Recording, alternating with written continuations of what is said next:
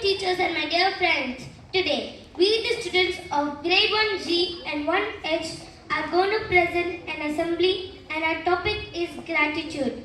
Before we start, let us hear the DPS news. DPS News. Grade 1 is gearing up for Fan Day, which is going to be held in the month of February. A green tip.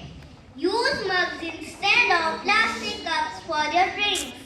You can even carry a covered mug while traveling. يجب أن نشكر كل من يقدم المساعدة لنا. Its translation. We should thank everyone who helps us. Hi friends, welcome back from the winter break. And I hope you all had a great time. Isn't it? Oh yes! Gratitude is a big word. What does it mean? Being thankful to someone for their kindness or appreciation or timely help defines the term gratitude. Let us hear the story of Andrew Claes to understand it better.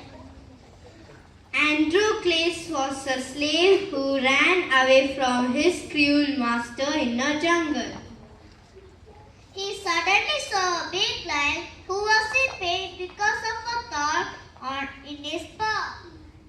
The kind Andrew Claes helped the lion by removing his thorn and patting him with love. The lion left without harming Andrew Claes. Many years later, Andrew Claes was caught and thrown in front of a hungry lion. The ferocious lion came running towards Andrew Claes and stopped as he came near. He started licking his hand. He was the same lion whom Andrew Claes had helped many years before. So friends, the thankful lion showed his gratitude by recognizing him. That was a wonderful story. It taught me that we should be thankful to people who help us and who are kind to us. We should be thankful to God for giving us this beautiful life. We should be thankful to our parents and grandparents who keep us happy